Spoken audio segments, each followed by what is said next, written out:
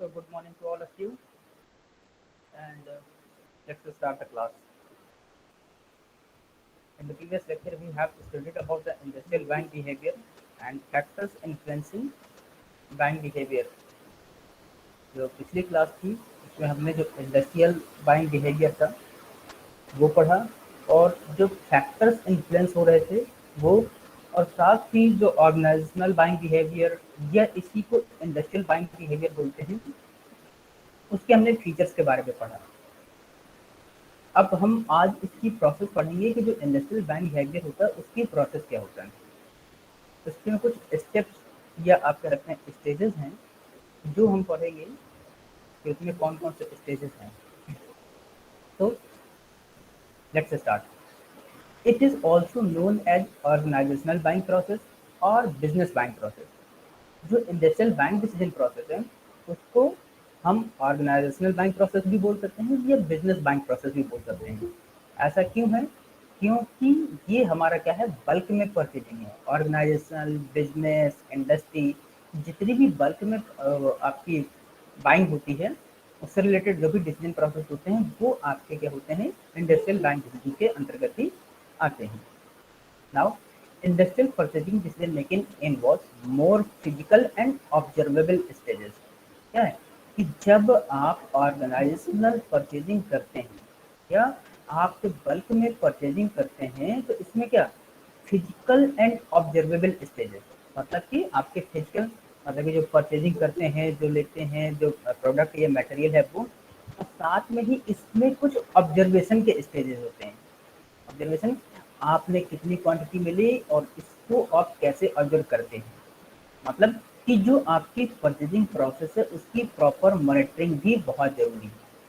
में जो आपकी परचेजिंग है इसमें प्रॉपर मॉनिटरिंग बहुत जरूरी है, क्योंकि भाई बल्क में लेते हैं हम लोग, जो परचेजिंग करते हैं वो जब बल्क में लेते हैं तो क्या होता है कि उसकी जो क्वांटिटी और अमाउंट, मतलब कि एक तो उसमें फंड भी ज़्यादा लगता है और उसकी क्वांटिटी भी बल्क में होती है। तो अगर आप उसकी प्रॉपर मॉनिटरिंग नहीं करेंगे तो आपके वेस्टेज बढ़ने के चांसेस ज़्यादा रहते हैं या आपको लॉस के भी चांसेस हो सकते हैं।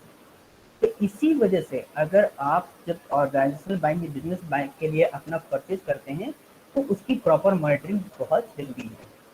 तो there are many decision makers involved in each of the 8 stages as elaborated by the Great Framework। तो यहाँ पर हम जो ऑर्गेनाइजेशनल बाइंग प्रोसेस है या बिजनेस बाइंग प्रोसेस है या आप कह सकते हैं इंडस्ट्रियल बाइंग प्रोसेस है, उसके 8 स्टेप हैं। मतलब कि जो आपकी इंडस्ट्रियल बाइंग है वो आपके 8 चरणों में संपन्न होगी, 8 स्टेजेस में कंप्लीट होगी। ठीक? अब उसमें से कई डिसीजन मेकर इन्वॉल्व होते हैं आपके इन स्टेज में, डिफरेंट डिफरेंट स्टेज में, तो इसमें कई डिसीजन मेकर आपके इसमें इन्वॉल्व होंगे। हम इसमें से हर एक, जितने भी 8 स्टेप हैं उनको एक एक करके देखेंगे कि वो 8 स्टेप कौन से हैं और कहाँ से स्टार्ट होते हैं। तो क्योंकि जैसे हमारे पास इंडिविजुअल कस्टमर होता है, जो हमारे पास इंडिविजुअल कस्टमर है तो वो अपनी क्या है, रिक्वायरमेंट के हिसाब से अपनी जो उसकी नीड होती है वहाँ से उसकी परचेजिंग चालू होती है। जो इंडिविजुअल कस्टमर है, अगर आपने अभी पीछे हम लोगों ने पढ़ा था ना क्या, कंज्यूमर डिसीजन मेकिंग प्रोसेस, तो उसका सबसे पहला स्टेप क्या था, उसका सबसे पहला स्टेप था आपका नीड रिकॉग्निशन। नीड रिकॉग्निशन मतलब कि आप जो सामान परचेज कर रहे हैं किस जरूरत के लिए कर रहे हैं। जब आपकी कोई रिक्वायरमेंट जरूरत होती है तभी आप उसको परचेज करते हैं। तो जो इंडस्ट्री या ऑर्गेनाइजेशन होती है वो भी अगर देखा जाए तो एक कस्टमर है, वो भी एक कस्टमर ही है। तो वहां पर भी जब चालू होगी, जब वो भी कोई भी प्रोडक्ट या सर्विसेज अगर उसको परचेज करना होगा तो जो उसकी रिक्वायरमेंट होगी उसी के अकॉर्डिंग वो परचेज करेगा। तो इसका मतलब कि जो इसका भी पहला स्टेप होगा वो भी आपकी जो रिक्वायरमेंट या प्रॉब्लम या नीड से ही स्टार्ट होगा। तो देखिए इसका पहला स्टेप क्या है, इसका पहला स्टेप है phase 1, that is recognition of a problem. आपका रिकॉग्निशन ऑफ ए प्रॉब्लम मतलब कि प्रॉब्लम की पहचान करना। तो सबसे पहला काम है, अब यहाँ प्रॉब्लम का मतलब ये आपकी कोई समस्या या इशू नहीं है, यहाँ पर आपकी जो ये प्रॉब्लम है मतलब आपके परचेजिंग से रिलेटेड है, आपके परचेजिंग से रिलेटेड है। Sorry. The purchase or buying process begins when someone in company recognize a problem or need that can be met by acquiring goods or services. मतलब कि जो आपके किसी भी ऑर्गेनाइजेशन या इंडस्ट्री की जो परचेजिंग प्रोसेस है वो कब शुरू होती है, जब कंपनी को ये महसूस होता है या जब वो ये आइडेंटिफाई करती है कि कोई भी जो गुड्स या सर्विसेज हैं उसको लेकर के उसकी रिक्वायरमेंट पूरी हो सकती है। जब उसको ये प्रॉब्लम आइडेंटिफाई होती है कि इस गुड्स या सर्विस को परचेज करने के बाद जो उनकी रिक्वायरमेंट या नीड है फुलफिल हो सकती है, जब उनको ये प्रॉब्लम आइडेंटिफाई करते हैं, तो इसका मतलब कि सबसे पहला काम है कि उसको किस रिक्वायरमेंट के लिए, प्रॉब्लम क्या है कि हमें किस लिए चाहिए। जो भी हम प्रोडक्ट अपना परचेज करने जा रहे हैं बल्क में, उसका हमें रिक्वायरमेंट क्या है। अब मान लीजिए जैसे कोई ऑर्गेनाइजेशन है मैन्युफैक्चरिंग प्रोसेस, तो उसको रॉ मटेरियल परचेज करना है, तो रॉ मटेरियल वो कब खरीदेगा, जब उसको ये एहसास होगा कि हमारी डिमांड बढ़ रही है। एक तो पहली कंडीशन ये हो गई, या है कि जो हमारा स्टॉक है वो कम हो गया है, ये भी एक हो सकता है। या हो सकता है कि आपके रॉ मटेरियल की जो प्राइसेस ना वो डाउनफॉल हो जाएं, ये भी एक इशू हो सकता है। तो ऐसे कई इश्यूज के प्रॉब्लम हो सकते हैं जिसको आइडेंटिफाई करना पड़ता है। जब ये प्रॉब्लम्स आइडेंटिफाई हो जाएंगे तो आपको क्या है, जो प्रोडक्ट या सर्विस आपको परचेज करना है उसको आपको एक प्रॉब्लम का पता चल जाता है कि आपको परचेज करना है। भाई अगर आपके प्रोडक्ट की डिमांड बढ़ रही है और आपके पास रॉ मटेरियल चाहिए तो आप परचेजिंग कर सकते हैं। कभी कभी ये भी हो सकता है कि आपके पास इन्वेंट्री स्टॉक आप उसको मेंटेन करने के लिए भी परचेज करते हैं, या जो आप रॉ मटेरियल इस्तेमाल करें उसकी प्राइसेस डाउन हो जाती हैं तब भी आप स्टोर करके रख लेते हैं। तो ये सब कुछ ऐसे कॉमन इश्यूज हैं जिसकी वजह से आपको क्या है परचेजिंग के इश्यूज रेज हो सकते हैं। तो the common events that lead to this phase could be a machine breakdown and require replacement or new parts. Company decides to diversify or expand business.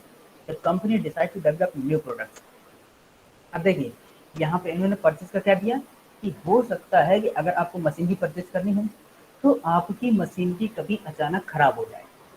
अब सीजन चल रहा है, मान लीजिए आपका सीजन चल रहा है, आपके प्रोडक्ट की डिमांड बहुत ज़्यादा है, आपके प्रोडक्ट की डिमांड बहुत ज़्यादा है और आपने जो मशीनरी उससे इस्तेमाल की है, जिस मशीन से आपकी मैन्युफैक्चरिंग हो रही है उसमें अचानक से ब्रेकडाउन आ जाए। ब्रेकडाउन का मतलब आपकी मशीन में कोई कमी आ जाए या हो सकता है कुछ खराब हो जाए, तब आप क्या करेंगे। हो सकता है कि जब उस डिमांड को फुलफिल करने के लिए अपनी प्रोडक्टिविटी को बढ़ाने के लिए आप उस मशीन का या तो जो पार्ट खराब हुआ है, मतलब जो स्पेयर पार्ट्स हैं वो खराब हुआ है, वो पूरा नया ले सकते हैं, या फिर आप पूरी मशीन को एक्सचेंज कर सकते हैं, या फिर आप उसके बदले में पूरा एक न्यू मशीन भी परचेज कर सकते हैं, जिससे कि आप अपने जो प्रोडक्शन है उसको मीट कर पाएँ। आप जो अपने प्रोडक्शन है उसको मीट कर पाएँ। तो आपको क्या है कि अगर आपकी मशीन खराब हो जाती है या कोई प्रॉब्लम आ जाती है तो आप नया स्पेयर पार्ट या आप जो है नई मशीन ले सकते हैं। अब देखिएगा, चूँकि मशीन अगर हम बल्क में खरीदते हैं तो इसकी बात है कि जो वो मशीन है वो कॉस्टली है। वो मशीन क्या है, कॉस्टली है। अब अगर कॉस्टली मशीन है तो आप जो वहाँ पर सुपरवाइजर जो वर्कर काम कर रहे हैं मशीन को वो नहीं खरीद सकते। उसमें बहुत से अथॉरिटीज होती हैं जिनको उसको इन्फॉर्म करना पड़ता है और वो उसमें इन्वॉल्व होते हैं, ठीक है ना। या कभी कभी ये भी हो सकता है कि आपके प्रोडक्ट की, जब मैंने बताया कि डिमांड बढ़ गई है, आपके प्रोडक्ट डिमांड बढ़ गई है, या आप अपने बिजनेस को और एक्सपेंड करना चाहते हैं, या आप अपने बिजनेस को एक्सपेंड करना चाहते हैं, या फिर आप किसी नए सेक्टर में मतलब कि कोई नया प्रोडक्ट डेवलपमेंट करना चाहते हैं, तो इन सब के लिए भी आपको क्या है परचेजिंग की जरूरत पड़ती है। इन सब के लिए भी मान लीजिए आपको नया प्रोडक्ट डेवलप करना है तो उसके लिए रॉ मटेरियल चाहिए, उसके लिए मशीनरी चाहिए, वो सब आपको परचेज करना पड़ेगा। अगर आप अपने बिजनेस को एक्सपेंड करना चाहते हैं तो आपकी जो बढ़ी हुई जो आपके रिक्वायरमेंट है, जो डिमांड है, उसको फुलफिल करने के लिए आपको परचेज करना पड़ सकता है। या आप अपने बिजनेस को डाइवर्सिफाई करना चाहते हैं तो उसके लिए आपको परचेजिंग की जरूरत पड़ सकती है।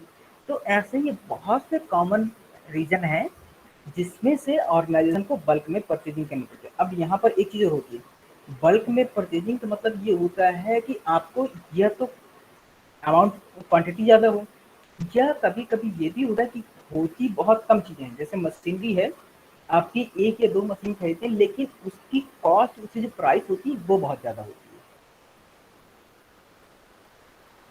वो प्राइस बहुत ज़्यादा होती है। अब मान लीजिए आपकी कोई हैवी मशीन खरीदनी है, जिसकी 10 करोड़ या 25 करोड़ की कीमत है, तो फिर उसमें क्या होता है, जो आपका टॉप मैनेजमेंट होता है या जो आपकी अथॉरिटीज़ होती हैं, वो उससे रिलेटेड डिसीजन लेती हैं। क्यों? क्योंकि जो मशीन्स वगैरह इस्तेमाल होती हैं, अब अगर मशीन्स के कोई पार्ट भी खराब हो गए, तो जो मशीन मिलियंस में आती है, उसके पार्ट्स भी काफ़ी कॉस्टली होते हैं। जब इस तरह की जो कॉस्टली या जिसमें प्राइसेस ज़्यादा होती हैं, जब परचेजिंग करनी होती है, तो क्या होता है, आपके जो टॉप मैनेजमेंट होते हैं, वो डिसीजन लेते हैं। तो ये क्या है, आपको जो अपने इश्यूज़ या प्रॉब्लम थे, उससे आपने आइडेंटिफाई किया कि आपको क्या और क्यों परचेज करना है। सबसे पहली बात, आप जो परचेजिंग कर रहे हैं क्यों, भाई, ये आपका क्या है, रिक्वायरमेंट के हिसाब से। जब आप क्वेश्चन पूछेंगे व्हाई, तो आपको समझ में आ जाएगा कि आप कोई भी प्रोडक्ट, सर्विस या इक्विपमेंट या मशीनरी क्यों परचेज कर रहे हैं। क्योंकि उसका जब क्यों का आप आंसर देंगे, तो वो आपका रिक्वायरमेंट आपकी पता चल जाएगी। अब दूसरा फेज देखते हैं, description of the need. Description of the need, अब जो आपके पास परचेजिंग करनी है, जो आपको परचेजिंग, आपको क्या था, आपको प्रॉब्लम पता चल गई कि आपको क्या परचेज करना है। अब उसको डिस्क्राइब करना है, आपको उसको डिस्क्राइब करना है। Now this phase involves determination of the characteristics and quantity needed off them. अब इसमें क्या करेंगे, आपको क्या करना है कि आपको जो भी परचेज प्रोडक्ट या सर्विस परचेज करनी है, उसको हमें क्या करना है, डिटरमाइन करना है। क्या क्या, characteristics and quantity needed off them. Characteristics का मतलब है आपको किस क्वालिटी का लेना है। पहली बात, आपने तो प्रॉब्लम में क्यों लिया था, क्यों लिया, क्यों में अब क्या लेना है, किस क्वालिटी का लेना है, कितनी क्वांटिटी में लेना है, ठीक है ना। अब कैरेक्टरिस्टिक मतलब कि अगर आप कोई मैन्युफैक्चरिंग प्रोसेस कर रहे हैं, तो उसका कलर क्या होना चाहिए, उसका कंपोजिशन क्या होना चाहिए, उसकी क्वालिटी क्या होना चाहिए, उसका मेजरमेंट क्या होना चाहिए, उसमें अमाउंट कितना होना चाहिए, ये सब आप फिर उसमें देखेंगे। मतलब आपको जब अपनी रिक्वायरमेंट पता चल जाती है ना, तो जो रिक्वायरमेंट है, आप उसके बारे में फिर आइडेंटिफाई करते हैं। आप उसको आइडेंटिफाई करते हैं कि हमें किस क्वालिटी का चाहिए। जैसे अगर मान लीजिए एग्जाम्पल के तौर पर कि आपको शूज़, एक मैन्युफैक्चरिंग कंपनी जैसे कानपुर में है, कानपुर में एक शूज़ मैन्युफैक्चरिंग कंपनी है, XYZ, ठीक। अब उसको चाहिए रॉ मटेरियल। अब वो किस तरह का है, अगर जो क्लॉथ्स वाले शूज़ हैं, कपड़े वाले, तो कपड़ा किस क्वालिटी का चाहिए, उसकी थिकनेस क्या होनी चाहिए, उसकी वीविंग कैसी होनी चाहिए, वीविंग का मतलब उसकी जो बुनाई वगैरह होती है, वो कैसा होना चाहिए, उसका जो नीचे का सोल है, वो किस तरह का होना चाहिए, उसका डिज़ाइन किस तरह का होना चाहिए, ये सब आपको आइडेंटिफाई करना पड़ेगा। तब आपको आइडेंटिफाई करना पड़ेगा, ये क्या है, ये आपकी जो रिक्वायरमेंट है, उसके कैरेक्टरिस्टिक्स हैं। ये आपकी जो रिक्वायरमेंट है, वो उसकी करें। क्यों? क्योंकि जब आप परचेज करेंगे, तो आपके पास परचेज के कई ऑप्शंस होते हैं, अभी हम आगे देखेंगे। तो जो आपकी उस नीड को, जो आपकी उस नीड को फुलफिल करेगा, वही आप परचेज करेंगे। जो आपकी जो कैरेक्टरिस्टिक्स आपने बताए हैं, जब परचेज करेंगे तो पहले क्या है, वो कैरेक्टरिस्टिक्स आपको मैच करने पड़ेंगे, ठीक है ना। So the general characteristics could be reliability, durability, price, etc. And the marketer, along with the purchasing manager, engineers, and users can describe the needs. The question can arise like, what type of goods, services should be considered, what quantities should be needed, what performance specification need to be met. देखिए, जब आपने खरीदी, जब आपको ये product के identify कर लिया है कि आपको क्या खरीदना है, तो आपके फिर उसके क्या क्या है, जैसे उसमें प्रोडक्ट पर आप कितना भरोसा कर सकते हैं, जो आप प्रोडक्ट ले रहे हैं वो कितना भरोसेमंद मतलब उसकी क्वालिटी कितनी अच्छी है, कि क्वालिटी कितनी अच्छी है। ड्यूरेबिलिटी, ड्यूरेबिलिटी मतलब कि जब आप कोई प्रोडक्ट लेते हैं ना, तो उसमें क्या वारंटी वारंटी चेक करते हैं, तो कंपनी वाले क्या कहते हैं, हमारे प्रोडक्ट में 1 साल की गारंटी, 2 साल की गारंटी इस तरह से देते हैं। तो इसका मतलब कि उसकी ड्यूरेबिलिटी वो कितने दिन तक चल जाएगा।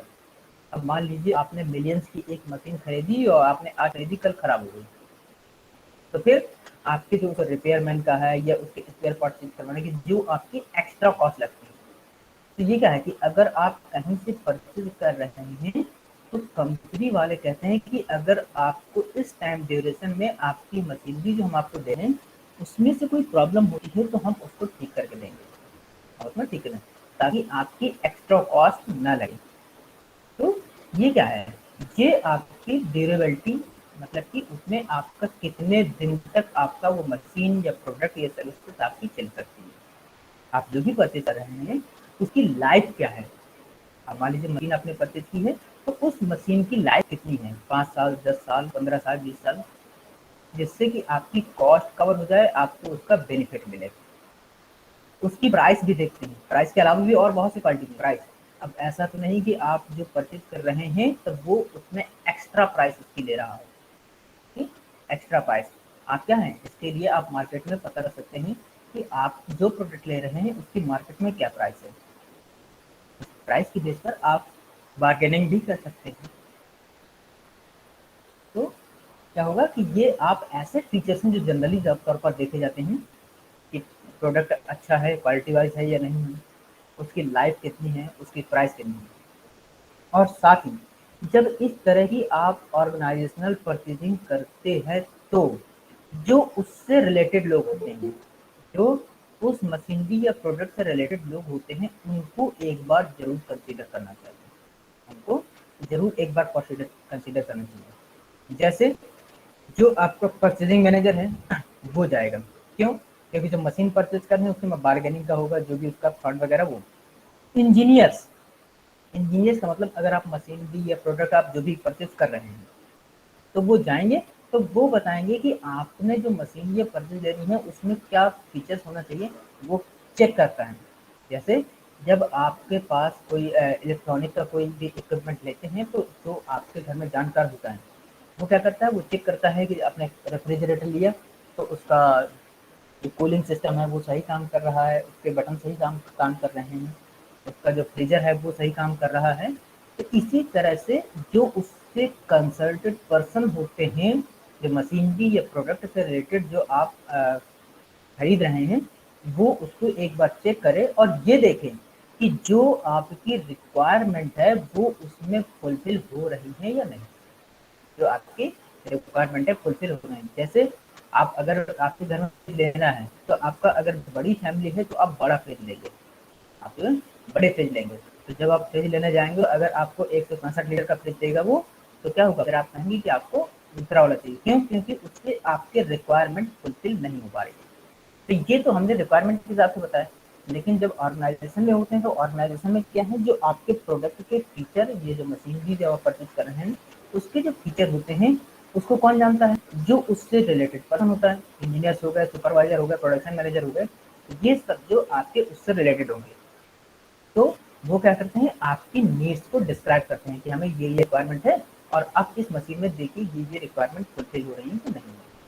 तो इन सब के आंसर लेने के लिए आप किस तरह के क्वेश्चन पूछ सकते हैं, जैसे what type of goods and service will be considered, मतलब कि आपको किस तरह का गुड्स या प्रोडक्ट या सर्विस या मशीनरी आपको चाहिए, जो आप लेने जा रहे हैं, आपको कौन सा गुड्स या सर्विस आपको चाहिए, what quantity should be needed, आपको कितनी क्वांटिटी में चाहिए, कितनी क्वांटिटी, मतलब कि अब क्वांटिटी का मतलब यहाँ क्योंकि ऑर्गेनाइजेशनल परचेजिंग है, तो क्या होगा, आपको बल्क में चाहिए होता है।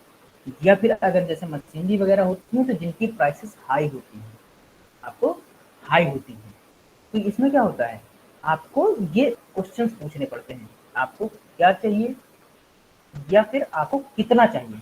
इसके बाद what performance specification need to be met, आपको किस रिक्वायरमेंट के लिए चाहिए, मतलब आपका जो बेसिक रिक्वायरमेंट है, नीड है, वो क्या है, कि जो रिक्वायरमेंट है वो क्या है, वो प्रोडक्ट की रिक्वायरमेंट को फुलफिल कर रहा है या नहीं कर रहा है। फिर यहाँ पर क्या हो गया, आपके प्रोडक्ट का डिस्क्रिप्शन हो गया, आप जो प्रोडक्ट या सर्विसेज परचेज कर रहे हैं, आपको एक तो पहली बात उसकी प्राइस क्या है, उसकी ड्यूरेबिलिटी क्या है, उसकी रिलायबिलिटी क्या है, वो आपके रिक्वायरमेंट को फुलफिल करता है कि नहीं करता है, उसकी परफॉर्मेंस अच्छी है कि नहीं है। ये सब सारे क्वेश्चन जब आप पूछेंगे तो आपको अपने प्रोडक्ट को डिस्क्राइब करना बिल्कुल आसानी से आ जाएगा। जब आप परचेज करते हैं ना, यही तो आप देखने जाते हैं, जैसे आपने मोबाइल खरीदा, आप जब मोबाइल खरीदते हैं तो मोबाइल खरीदने में क्या देखते हैं, उसमें रैम कितनी होनी चाहिए, उसमें रोम कितनी होनी चाहिए, उसका कैमरा कितने मेगापिक्सल का होना चाहिए, और उसका बैटरी लाइफ कितना होना चाहिए। तो जो आपने क्या है, ये आपकी सारी रिक्वायरमेंट्स हैं, ये आपकी सारी रिक्वायरमेंट्स हैं। तो आपने क्या किया है कि अपने रिक्वायरमेंट्स के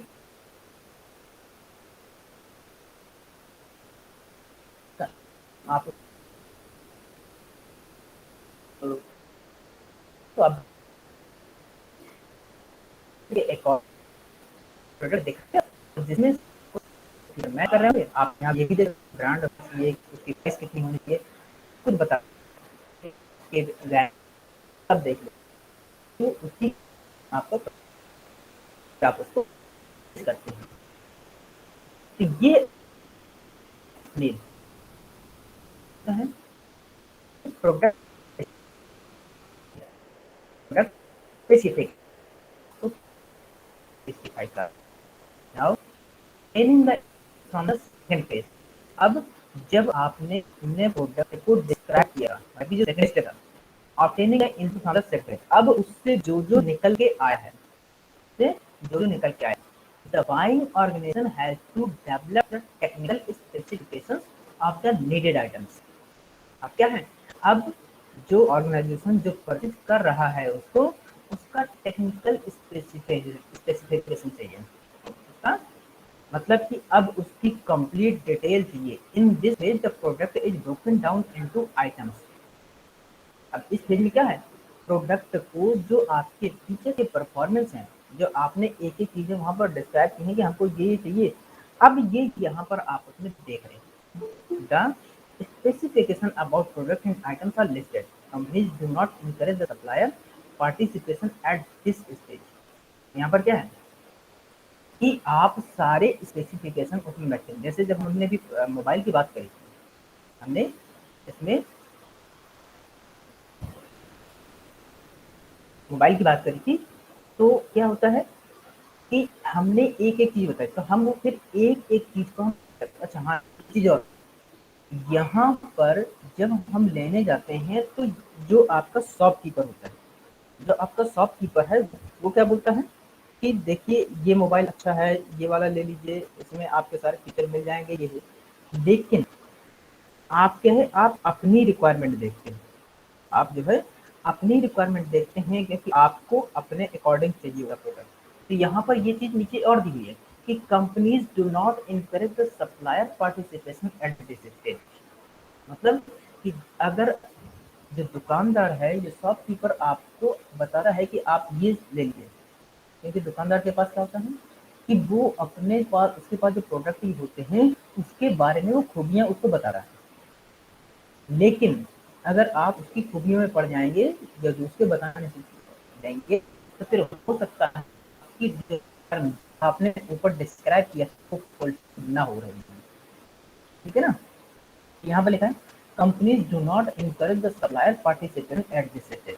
जो कंपनी होती है इस स्टेज पर सप्लायर को इनकरेज नहीं करती, वो कहते हैं कि आप जो है, अब हम आपका प्रोडक्ट देखने आए हैं, अब आप इससे आप अलग है, हम इसको खुद ही चेक कर लेंगे। क्यों, हम ये देख लेंगे कि ये हमारी रिक्वायरमेंट के अकॉर्डिंग है या नहीं, क्योंकि सप्लायर तो बताएगा ही बताएगा, सप्लायर है वो तो यही बताएगा कि हाँ जो हम आपको मशीनरी या जो आपको प्रोडक्ट दे रहे हैं वो आपकी सारी रिक्वायरमेंट को फुलफिल कर देगा। सप्लायर तो बोल, जैसे आप किसी दुकानदार के पास जाओ, आप सिंपल से देखिए, आप कभी मार्केट में अगर सब्जी लेने जाते हैं तो वो चाहे 2 दिन पुरानी सब्जी हो, लेकिन अगर पूछेंगे सब्जी फ्रेश है, वो बिल्कुल बताएगा अरे साहब बस जस्ट अभी सुबह की है, अभी जस्ट हम अभी तोड़ के लाए हैं, बिल्कुल फ्रेश है। तो इसका मतलब ये है कि अगर आप उससे पूछेंगे तो वो तो कहेगा ही कहेगा, क्यों? उसको तो अपना प्रोडक्ट बेचना ही बेचना है। इसी वजह से कभी भी सप्लायर को इनकरेज कंपनी नहीं करती है। वो क्या है, वो खुद से चेक करती है, यहाँ पर खुद से चेक करती है। जैसे जब आप सब्जी लेने जाते हैं तो क्या देखते हैं, आप जो भी आलू बैगन कद्दू जो भी लेना है तो आप उसको उठा करके देखते हैं, चेक करते हैं अच्छा है कि नहीं, कहीं से कोई खराब है कि नहीं। तो ऐसे ही कंपनी क्या करती है, प्रोडक्ट को ब्रोकन डाउन इनटू आइटम्स करती है। इस स्टेज में कंपनी जो बाइंग वाली है, जो परचेज करती है, वो क्या करती है, प्रोडक्ट को ब्रोकन डाउन इनटू आइटम्स। जैसे अब आपको जैसे मोबाइल लेना है तो मोबाइल के जो स्पेसिफिकेशन हैं, जो आपने उसको डिस्क्राइब किया था, आप वो सारे फीचर उसमें देखेंगे। कैसे? आपको 4 GB की रैम चाहिए थी, देखिए उसमें 4 GB की रैम है कि नहीं है। ऐसा तो नहीं कि 4 GB की बोल करके वो 2 GB की दे रहा हो। फिर इसके साथ ही आपको जो कैमरा मेगापिक्सल है, कैमरे की क्वालिटी, अब मान लीजिए जो कैमरे की क्वालिटी है वो बता रहा था कि हमारा 20 मेगापिक्सल है, हमारे पास जो 20 मेगापिक्सल का कैमरा है, और जब आपने उससे फोटो खींची तो वो वीजे कैमरे के जैसा आ रहा है, लिखा हुआ उसमें 20 मेगापिक्सल है। तो आपने देखा होगा कि ऐसे बहुत से प्रोडक्ट होते हैं जो स्पेसिफाई कुछ और करते हैं और उनकी जो ओरिजिनल फीचर्स होते हैं वो कुछ अलग होते हैं। तो ये क्या है, यहाँ पर कंपनी सप्लायर को इनकरेज नहीं करती है, और वो क्या करती है कि जो भी प्रोडक्ट ये सर्विसेज ले रही है उसको ब्रोकन डाउन करती है एक एक अलग अलग उसमें फीचर्स में, और वो सारे एक एक फीचर्स पे चेक करती है कि जो हमने स्पेसिफिकेशन या जो हमने डिस्क्रिप्शन दिया हुआ है वो उसके अकॉर्डिंग है कि नहीं।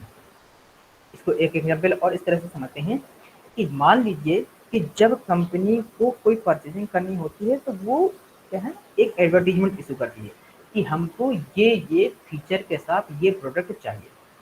ठीक, तो उसमें जो बहुत से सप्लायर्स होते हैं, तो उसमें बहुत से सप्लायर्स होते हैं वो अपना कोटेशन देते हैं, मतलब कि प्राइस के साथ अपने प्रोडक्ट को प्रोडक्ट के फीचर जो है उसको कंपनी को भेजते हैं कि आपने जो स्पेसिफिकेशन जो डिस्क्रिप्शन दिया था उसके अकॉर्डिंग देखिए हमारे प्रोडक्ट को मैच कर रहे हैं। तो फिर जो बाइंग ऑर्गेनाइजेशन होता है, जो कंपनी परचेज करने वाली होती है, वो सारे उसके पास जो अल्टरनेटिव मतलब कि जो ऑप्शन आते हैं उसको मैच करते हैं, तो वो देखते हैं कि उसके साथ मैच हो रहे हैं या नहीं हो रहे हैं। तो ये क्या है, ये है आपका प्रोडक्ट स्पेसिफिकेशन। इस स्टेज में कंपनी प्रोडक्ट स्पेसिफाइड करती है। नाउ फोर्थ स्टेज में देखते हैं, now in the third fourth, supplier search. This stage pertains to the search for the qualified suppliers among the potential sources. The marketer has to ensure that he is in the list of potential suppliers. For this to happen, he has to make periodic visits to all potential companies and create awareness. Brochures have to be circulated and advertisements placed in specific media like trade journals. This page only involves making a list of qualified suppliers.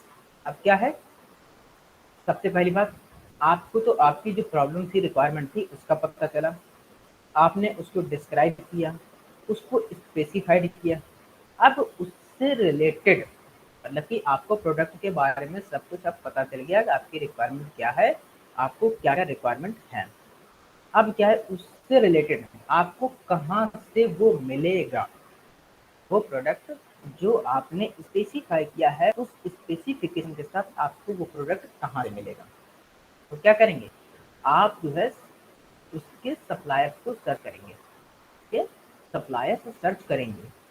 अब जब आप supplier search करेंगे तो उसमें वो केवल ऐसा नहीं कि एक ही सप्लायर के पास जा करके वो ले लें। क्या करेंगे, वो पहले तो एडवर्टीजमेंट देंगे कि हमें ये अभी था ना, एडवर्ट देंगे कि हमें इस प्रोडक्ट के इस फीचर के साथ रिक्वायरमेंट है। ठीक, इसके बाद क्या है, वगैरह भी कैलकुलेट कर सकते हैं। आप जो है अपनी कंपनी के ब्राउज़र हैं वो आप कैलकुलेट कर सकते हैं। न्यूज़पेपर्स में, मैगजीन्स में, जो बिजनेस मैगजीन्स होती हैं आप उसमें से आप उसको एडवर्टीजमेंट कर सकते हैं कि आपकी क्या रिक्वायरमेंट है। और एक चीज़ और, जब कंपनी को इस तरह की रिक्वायरमेंट होती है तो वो काफ़ी पहले से ही इस चीज़ को एडवर्टीजमेंट कर देती है। ऐसा नहीं कि हमें कल रिक्वायरमेंट है तो हम आज ही कर दें, उसके लिए वो एक टाइम पीरियड लेकर के चलते हैं। उसके लिए वो एक टाइम पीरियड लेकर के चलते हैं ताकि जब उसके पास सारे ऑप्शंस आ जाए, जब उसके पास सारे ऑप्शंस आ जाएं तो वो उसमें से स्क्रूटनाइज कर सके, वो उसको स्क्रूटनाइज कर सके, जिससे कि उसके पास एक अच्छी खासी लिस्ट हो सप्लायर्स की, उसके पास एक अच्छी खासी लिस्ट हो जो पोटेंशियल सप्लायर्स हैं। क्यों? क्योंकि जब वो काफ़ी पहले से उसको एडवर्टीजमेंट और ब्रोशर पे सर्कुलेट और मीडिया में लोगों को इन्फॉर्म कर देंगे, तब क्या है, अब ऐसा तो है नहीं कि एक ही दिन में उनके पास सारे सप्लायर्स आ जाएंगे, उनके पास डे बाय डे डेली दो चार इस तरह के आते रहेंगे। तो फिर वो क्या है, अगर इकट्ठे आ जाएंगे तो फिर उनको उनको स्क्रूटनी करने में, उसको फिल्टर करने में उनको प्रॉब्लम होगी। तो वो क्या करते हैं, वो काफ़ी पहले से उसको एडवर्टीजमेंट और प्रमोट करना चालू कर देंगे, जिससे कि जब उनके पास एक लिस्ट अवेलेबल हो जाए तो उसमें से पोटेंशियल बायर्स को वो सेलेक्ट कर सकें, में से जो पोटेंशियल बायर्स होते हैं उसको सेलेक्ट कर सकें। मीन्स कि अब यहाँ पर जितने भी उनके पास सप्लायर्स की लिस्ट थी, उनके पास जितने भी सप्लायर्स की लिस्ट थे, अब यहाँ पर कुछ कंडीशंस और होती हैं। जैसे इस समय एक गवर्नमेंट का एक तो चलता है government e market place, GeM, या आप एक और देखिए कि आप न्यूज़पेपर अगर पढ़ते हैं तो उसमें अक्सर बिडिंग का जो निविदा होती है, तो उसमें हिंदी में लिख कर के आता है निविदा, और बिडिंग का वो आता रहता है। तो वो क्या होता है, उसमें एक टाइम देते हैं कि इस डेट तक आप अपनी निविदा को सबमिट कर सकते हैं, ताकि जब तक वो उनके पास आ जाए तो उनके पास एक लिस्ट तैयार हो जाए, उसको फिल्टर कर सकें, वो उसको फिल्टर कर सकें। ठीक है, तो उस कंडीशन में क्या होती है कि उनके पास अगर मान लीजिए उन्होंने 15-20 दिन का जो भी टाइम दिया है, उसमें से उनके पास अगर 100 लोगों की लिस्ट आती है, अगर उनके पास 100 सप्लायर्स की लिस्ट आती है, तो वो उसके कितने को सिलेक्ट करते हैं। मान लीजिए उन्होंने 100 में से 20 को सिलेक्ट किया, 20 को सिलेक्ट किया, तो 25 को सिलेक्ट किया, उनके पास क्या है, ये आपके जो क्वालिफाइड और जो पोटेंशियल सप्लायर हैं उसकी लिस्ट बचेगी, देखो जो फिल्टर कर लेते हैं। उसमें कंडीशन लगा देते हैं ना कि वो रजिस्टर्ड होना चाहिए, उसका टर्नओवर इतना होना चाहिए, ऐसी बहुत सी कंडीशंस लगा देते हैं जो सप्लाई, क्योंकि आने के को उनके पास कई ऑप्शन आ जाते हैं। लेकिन जो रजिस्टर्ड है, अब मान लीजिए अगर रजिस्टर्ड नहीं है तो आप फिर दोबारा उस पर अगर प्रोडक्ट मान लीजिए कोई खराब दे देता है तो फिर केस कैसे कर पाएंगे, फिर आपको क्या है, आपको लॉस हो जाएगा। मान लीजिए रजिस्टर नहीं है तो फिर उसमें कंडीशंस लगाते हैं कि कौन सा सप्लायर रजिस्टर्ड है, किसकी मार्केट में वैल्यू है, किसकी प्राइसेस कम हैं, किसकी इमेज अच्छी है, गुडविल अच्छी है। ये सब इस तरह से वो फिल्टर करके फिर वो क्वालिफाइड सप्लायर्स को एक लिस्ट बना लेते हैं, क्वालिफाइड और जो पोटेंशियल सप्लायर्स हैं उनकी लिस्ट एक बना लेते हैं। तो ये क्या है, फोर्थ पेज में जो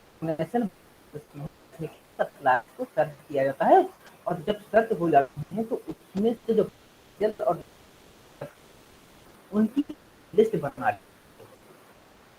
इसके नेक्स्ट स्टेप पर, नेक्स्ट स्टेप में क्या है, प्रपोजल सॉलिसिट में प्रपोजल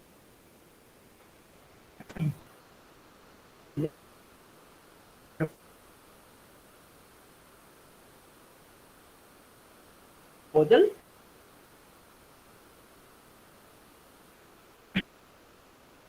सॉरी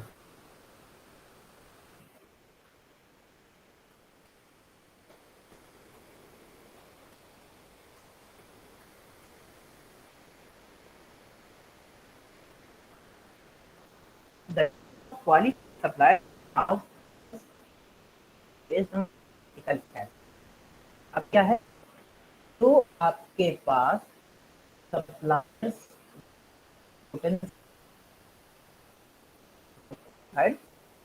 हैं जो आपके पोटेंशियल है, तो क्या करना है आपको, कुछ क्रिटिकल फैक्टर्स के बेस पर उसको सॉर्ट करना है। प्रपोजल सॉलिसिटेशन का मतलब होता है कि उसमें जो आपके अच्छे अच्छे जो आपके अच्छे अच्छे प्रपोजल हों उनको सेलेक्ट करना, उनको सेलेक्ट करना, उनको अलग करना है। जब आपके पास 100 सप्लायर्स की लिस्ट आई थी, सप्लायर्स हैं उनको कुछ क्रिटिकल जो फैक्टर्स होते हैं उसके बेस पर आप उसको अलग कर रहे हैं। ठीक, नाउ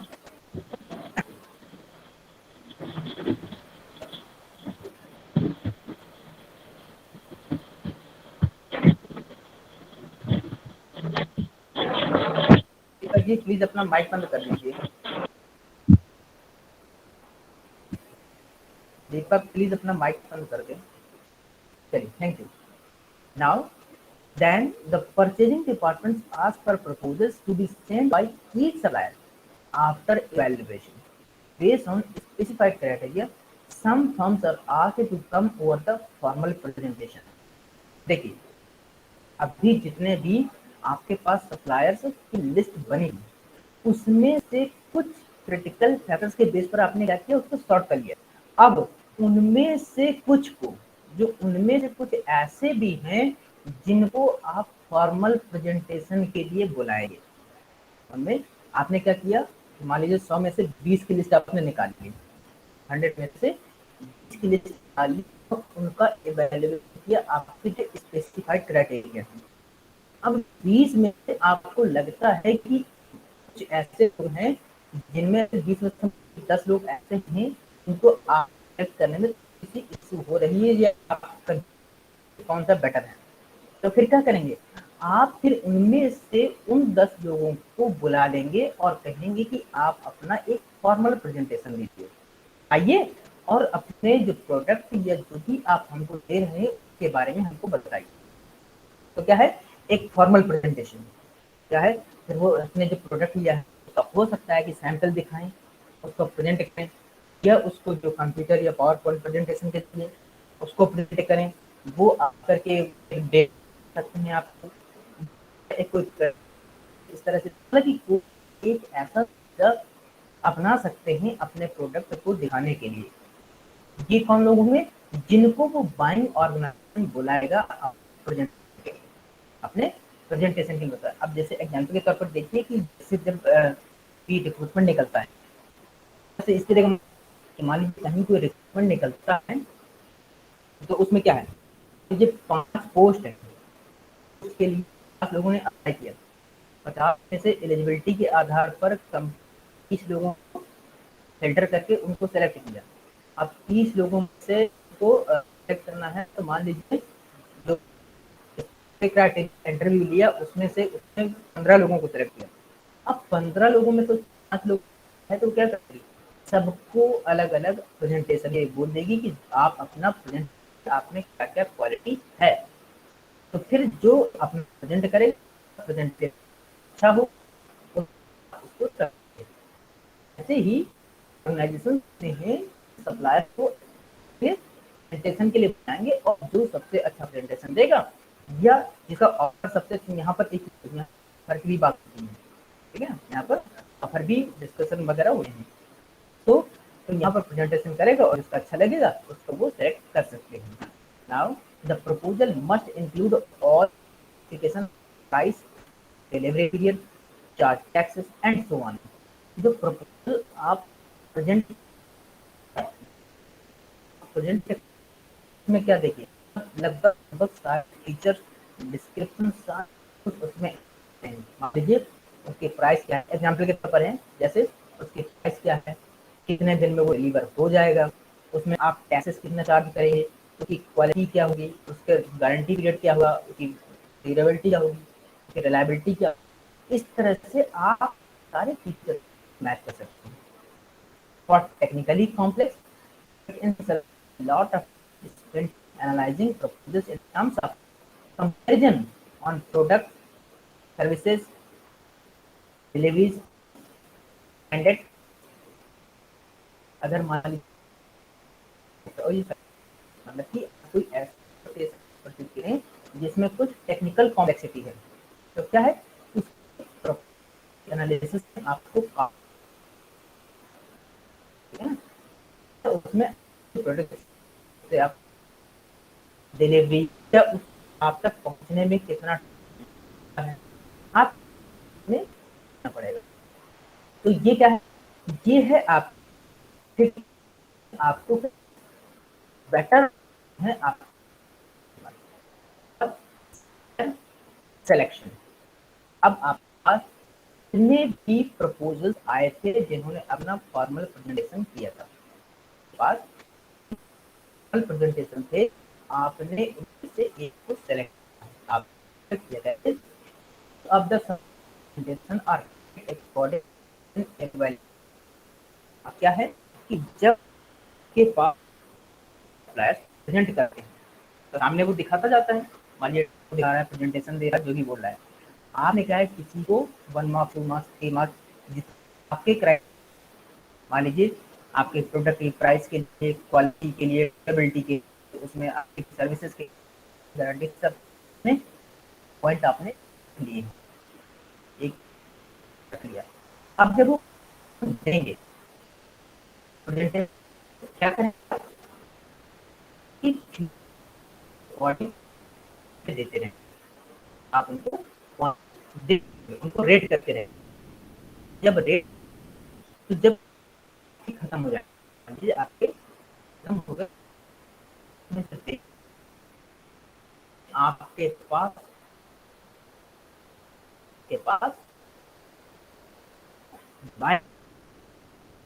नेगोशिएट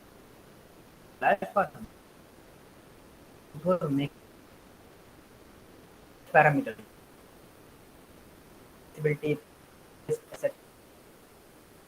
दे रहे, तो आपने सेलेक्ट किए, आपने उसमें सबसे हाई पॉइंट किसके पास है, आपने से सबसे हाई पॉइंट किसके पास है। अब यहाँ पर एक चीज और,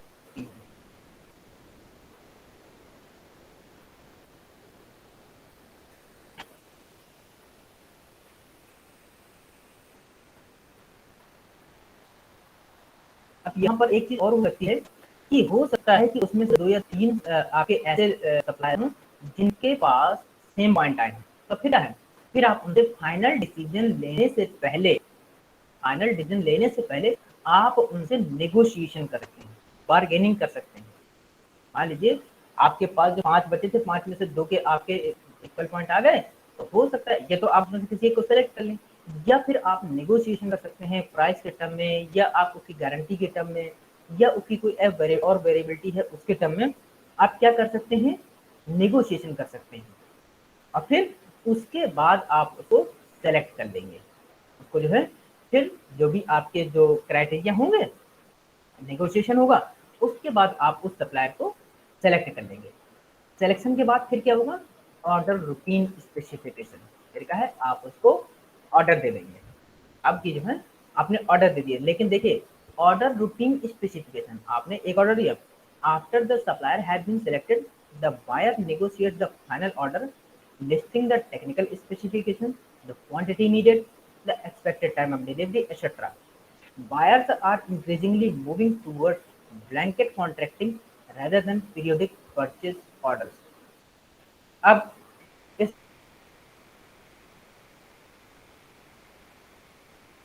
क्या आपने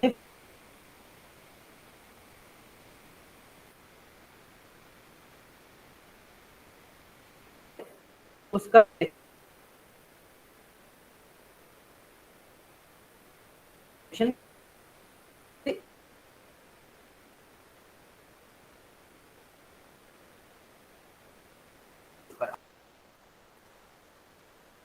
इंक्रीजिंग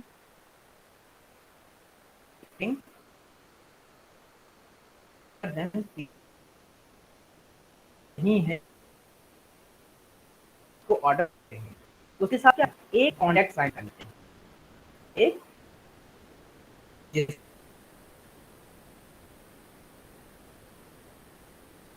जिसमें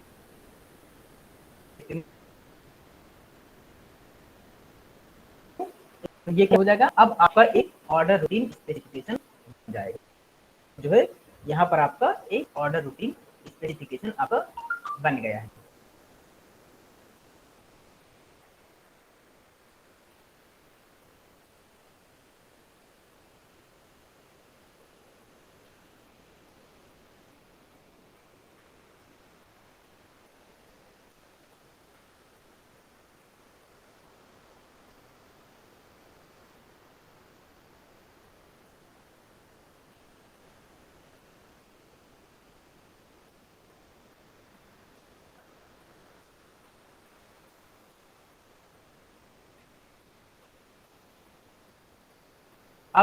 इसके बाद आते हैं after last step, performance review. आपने परचेज कर लिया, उसको ऑर्डर दे दिया, आपके पास प्रोडक्ट आ गया, अब उसका आपको रिव्यू करना है। परफॉर्मेंस रिव्यू का मतलब होता है आप उस प्रोडक्ट या सर्विस का इस्तेमाल कर रहे हैं। The final phase, the purchasing process, consists of a formal or informal review and feedback. Product performance, as well as vendor performance, the buyer may contact the user and ask for their evaluation, which are in turn given to the supplier, or he may rate the supplier on several criteria using a weighted score method. The performance review might lead the buyer to continue, improve, or drop the supplier. मान लीजिए अब आपने product को select करके सब कुछ purchase कर लिया, अब आप उसका इस्तेमाल कर रहे हैं। अब क्या करना है, अब जो आपने प्रोडक्ट या सर्विसेज ली हैं उसको कंजम्पशन के बाद उसका परफॉर्मेंस चेक कर रहे हैं। अब आप उसको परफॉर्मेंस को चेक कर रहे हैं जो आपके क्राइटेरिया थे उसके बेस पर। फिर इसके बाद उस प्रोडक्ट या सर्विसेज के तो आप होगा ही, जो वेंडर वेंडर का मतलब जो सप्लायर था उसने जो आपको प्रॉमिस किया था वो भी फुलफिल कर रहा है या नहीं कर रहा है, आप वो भी देखेंगे। तो उसमें क्या होगा, उसमें ये होगा कि आप उसके एक तो प्रोडक्ट के रेटिंग करेंगे और एक आप सप्लायर की भी रेटिंग कर, उस बाद क्या है दोनों का वेटेड आप निकाल सकते हैं और फिर उसको बेस पर डिसीजन ये लेंगे कि आगे आपको उस सप्लायर से रिलेशन रखने हैं। यहाँ रिलेशन रखने का मतलब ये है कि आपको आगे उसको ऑर्डर देना है, ऑर्डर कंटिन्यू रखना है, या और मतलब कि अभी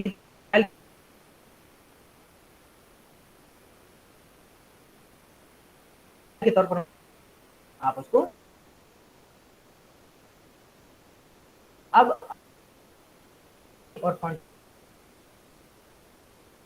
और अगर इसकी परफॉर्मेंस और आपके प्रोडक्ट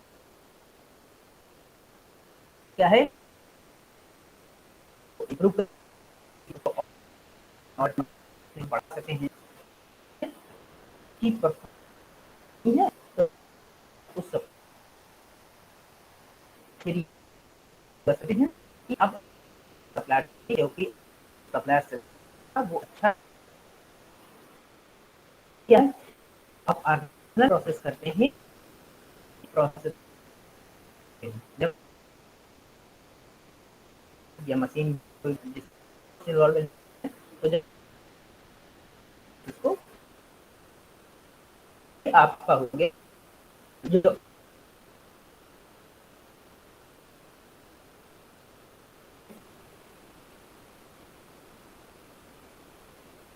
या कोई प्रॉब्लम सभी लोग अटेंडेंस में लेते हैं अपना नाम लिखा है।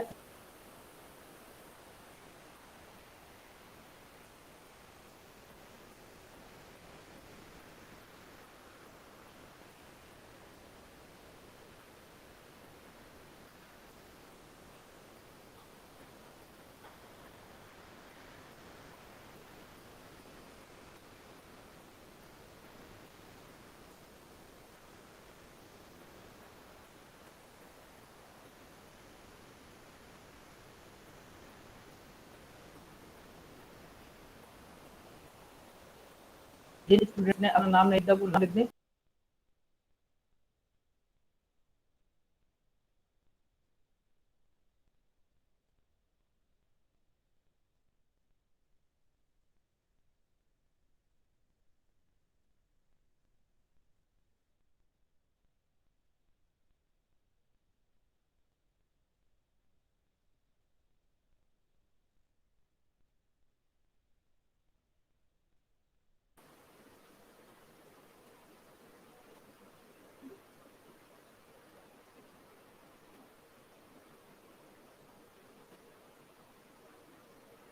और 10 मिनट बाद हम लोग मिलते हैं ओआर की क्लास के लिए। 10 मिनट बाद आप